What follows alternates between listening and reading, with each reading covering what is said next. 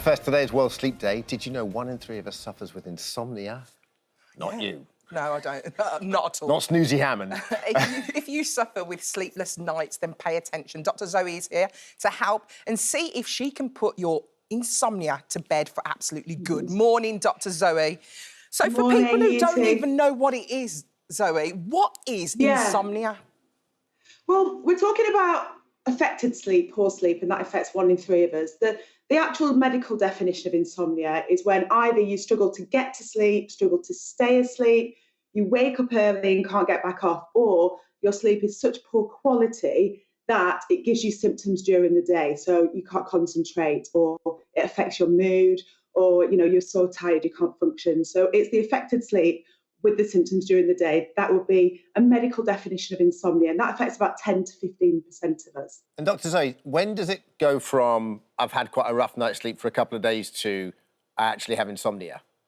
Yeah. If it's been persistent for 4 weeks or more, that's when we're starting to think about chronic insomnia, and that's when it's really important that you think about doing something about it. I mean, it's something we should all focus on, our sleep, because most of us would say our sleep's not ideal, apart from Alison, of course.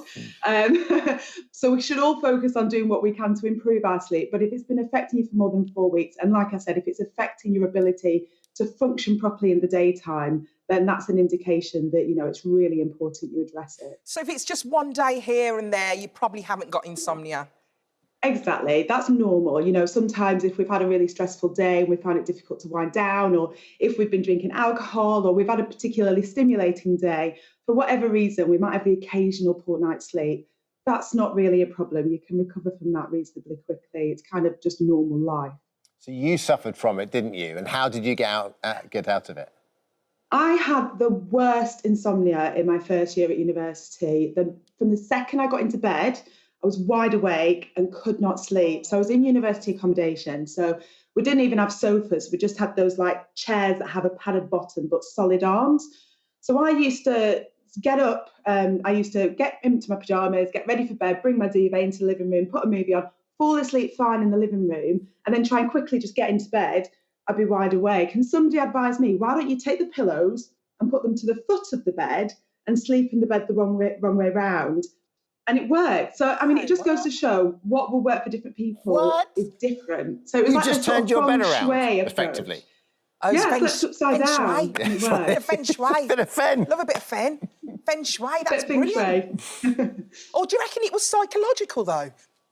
I think it probably was. That's quite an unusual solution, and I'm sure if people with insomnia tried that, it would only work for a very small number. But it just goes to show, we're all different, and there are so many different things that we can try to address when it comes to sleep. However, there are some things that we can all do, and it's this concept of training the brain, because when we want to go to sleep, sadly, we can't just instruct our brain to fall asleep. We can't just make it happen. We're dependent on our brain automatically switching from alert mode into sleepy mode. And, if we've had a particularly stressful day, that can be difficult for our brain to do. So by having a really good bedtime routine, we can start to train our brain over time. And this can take weeks, it can take months. You can train your brain to be good at going to sleep. And there's a series of things that we can do to approach that. Yeah, so talk us through those. What should we be doing? So we can kind of think of it as before, during and after. So before going to sleep, for at least half an hour, ideally an hour, we need to have a bedtime routine. We need to start winding down. We need to get our brain out of alert mode, out of work mode, and into sleep mode. So ideally, that means turning off things like screens, especially if they have blue light. It means turning the lights down. It means, certainly not having coffee or exercising in that last hour, and doing things that get your brain into sleepy mode. So it's whatever works for you. It could be having a bath. It could be lighting a sleepy scented candle. It could be having a milky drink, anything that stimulates your senses, but you're going to do that every night moving forward. Could be a pillow spray, it could be doing a facial massage, it could be reading a book. But your brain starts to identify that this is now time to go to sleep and starts making the switches it needs. Dr. Zoe, sorry to interrupt, but why not exercise? Because I would have thought you do a bit of exercise, you get a sweat on, you get tired, and then you want to go to sleep.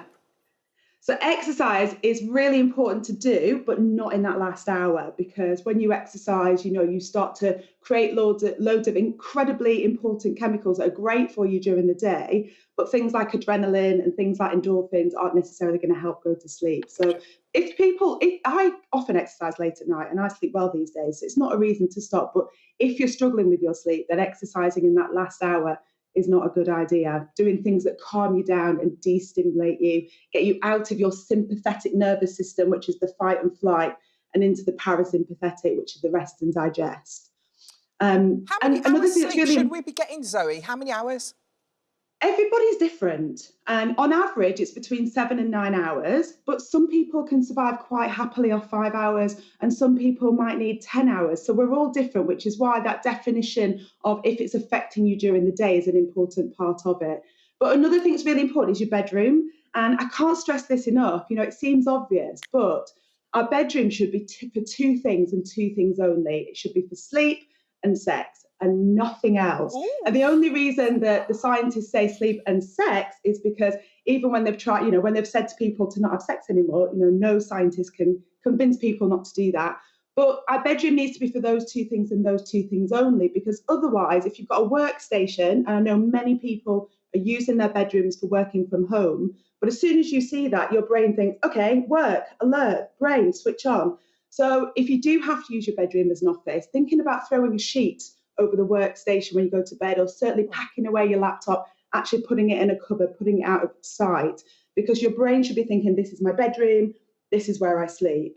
And the things to do after, so the day after or during the day, is expose yourself to daylight, proper daylight. So early morning walks, a 10-minute lunchtime walk, but your brain registering, this is day, this is daytime. 12 hours later, your brain knows from your circadian rhythm that it's sleep time. Avoid caffeine altogether if you're having sleep problems. Avoid alcohol. It plays havoc with your sleep. And do what we can to eliminate stress, which I know is easier said than done, but stress is a real issue when it comes to sleep. Yeah, boo. Sorry, caffeine and alcohol are my two guys. What are you talking about? I need those guys. Well, in all honesty, though, if you're thinking about drinking something before you go to sleep, like if it's a little nightcap or even a hot milk or a chamomile tea, does that help? Yes, it does. So there's evidence around milky drinks, actually, that milky drinks can actually help stimulate some of the hormones that help us go to sleep. So for people struggling with sleep, a milky drink, like a hot chocolate or even just milk warmed up, is a good idea. And of course, chamomile tea, something like that is fine as well. But be careful, because I think there's caffeine in a lot of drinks that people might not be aware of.